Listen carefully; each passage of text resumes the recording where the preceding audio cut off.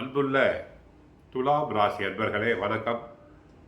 துலாம் ராசியினருக்கு 5ல் புதன், 6ஆம் இடத்தில் சூரியன், சனி, ராகு, சுக்கிரன், சந்திரன்,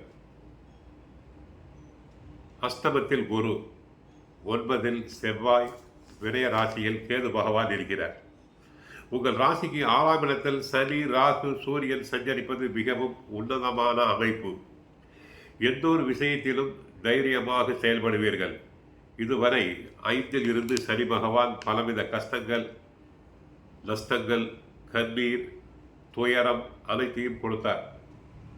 தற்போது தைரியமாக செயல்படுவீர். உங்களுக்கு இருந்து வந்த மறைமுக எதிர்ப்புகள் எல்லாம் தற்போது விலகி ஏற்றம் மிகுந்த பலன்களை பெறுவீர்கள். தொழில் வியாபாரத்தில் புதிய யுக்திகளை பயன்படுத்தி நல்ல லாபத்தை ஈட்டக்கூடிய வாய்ப்புகள் உண்டு. தொழில் தொடர்பாக நீங்கள் மேற்கொள்ளக்கூடிய முயற்சிகளுக்கு அனுகூலமான பலன்கள் கிடைக்கும். வெளியூர், வெளிநாடுகள் மூலமாக நல்ல செய்திகள் வரலாம். உங்கள் ராசிக்கு வருகின்ற 3ஆம் தேதி முதல், ஏப்ரல் 3ஆம் தேதி முதல் செவ்வாய் 10ஆம் இடத்தில் சஞ்சரிப்பதால் இருக்கக்கூடிய இடத்தில் ஒரு கௌரவமான நிலை உண்டாகும். அதிகாரியிடம் நல்ல பெயர் வாங்கலாம்.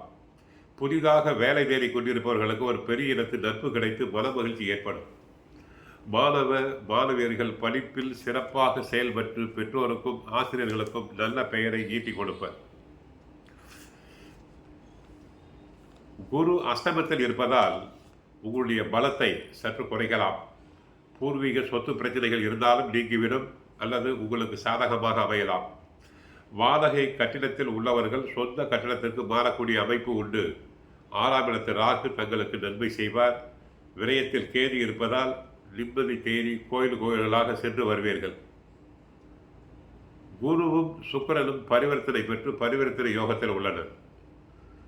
குரு விரயஸ்தானத்தை பார்வையிடுவதால் எதிர்பாராத செலவுகள் அதிகரிக்கும். குடும்ப பிரச்சனைகள் எச்சரிக்கையோடு கையாள வேண்டும். ஆரோக்கியத்தில் சற்று கவனம் தேவை. தேவையில்லாத அலைச்சலை குறைத்து கொள்ள வேண்டும். 12க்குரிய புதன் 5ல் வக்கரகதியில் இருக்கிறார். பிள்ளைகள் விஷயத்தில் சற்று கவனம் தேவை. தேவையில்லாத பிரச்சனைகள், செலவுகள் வரலாம். பங்குதாரர்கள் விஷயத்தில் கவனம் தேவை. பெண்கள் விஷயத்தில் கவனம் தேவை. பெண்களிடம் அதிகமாக நெருக்கமாக பழகக்கூடாது. சிலருக்கு நரம்பு, பாத உபாதைகள் வரலாம். பயணத்தில் நிதானம் அவசியம். கோவிலுக்கு சென்றால் மகாலட்சுமி தாயாரையும் சுக்கிரனையும் வழிபடுங்கள். கஷ்டங்கள் அனைத்தும் விலகும். வாழ்க வளமுடன்.